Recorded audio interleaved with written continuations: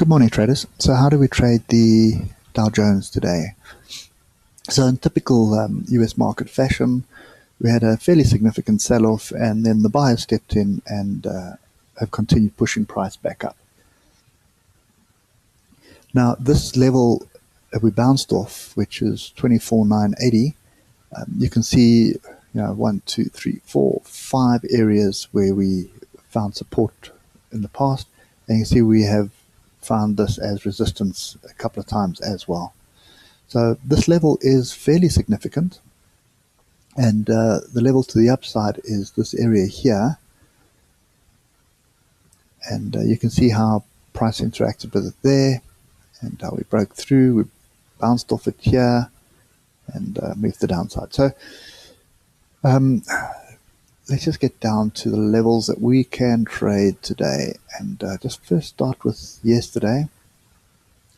So yesterday, this little pin bar here was an indication for a long, and you can see the long was there, but it was short-lived. We basically got back to the 20 moving average, 29 points, before this bar off the 200 moving average.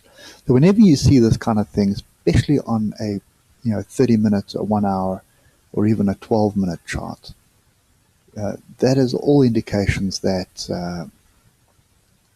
there is a rejection on that level. And remember, you need to use the 20 moving average and the 200 moving average as levels.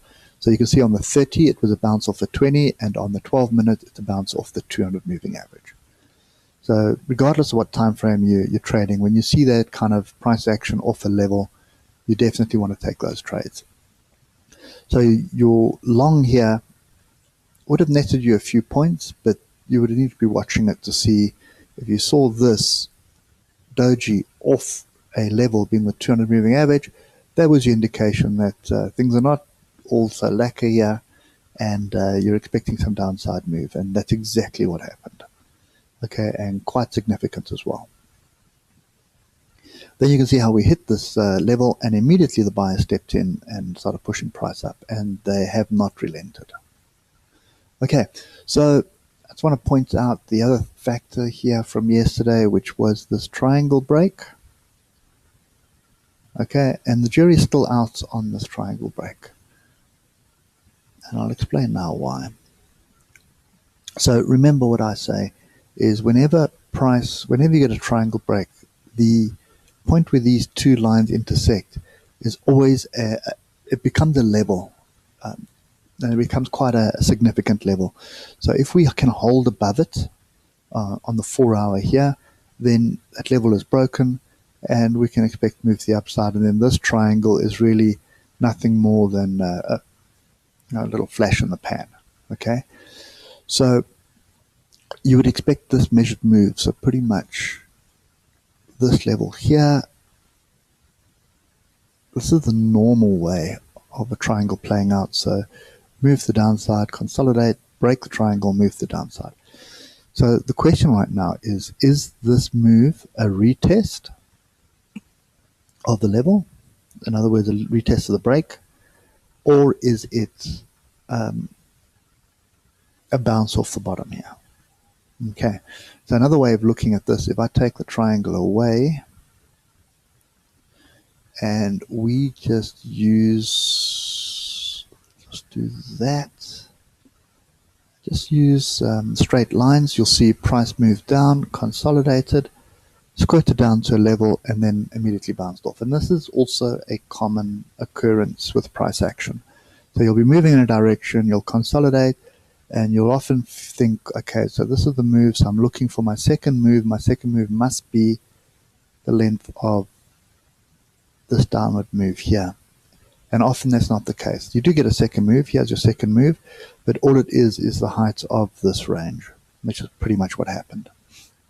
Okay, so that's kind of the view that I'm going to take right now. So I'm looking for a break above this 4 hour fractal to indicate move to the upside. And obviously, if we reject this level and start moving back the downside, then there's an opportunity for shorts to come and test this level again.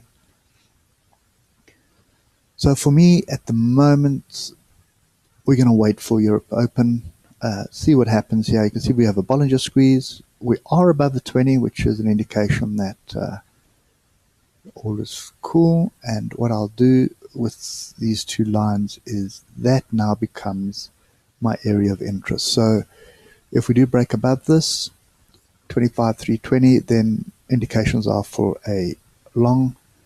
Break below this, we have indications for a short.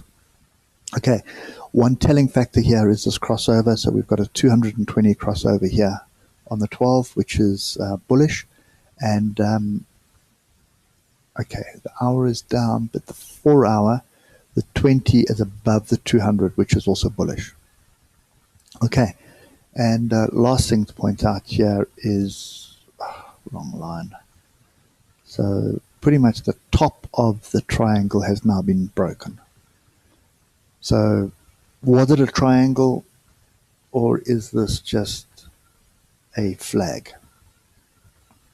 So it could be seen as a megaphone formation here. Okay, so that's kind of the view that I have at the moment. The telling factor is that we're above the 20 on the 4 hour. We've had a 4 hour close. So I would like to see us retest this 20, and then I'd see price action looking to the upside. Okay, so that's kind of my view at this moment. I'm expecting more upside, pretty much. And if we just delete all of this noise and just look at this unemotionally, these fractals here are the ones that we want to break, and pretty much this 1 hour fractal is the one we're looking for at the moment. A break above that is going to give us more confidence of the upside move. Okay, so that's my take on this at the moment. I expect us to get more upside, and the question is, where do we get in? And it'll either be on a break of this, or alternatively we have a short, which would be a break below here. So this is kind of the range that I'm following at the moment. Anyway, guys, hope that helps, and stay safe and enjoy the rest of your day, and I'll catch you later. Cheers.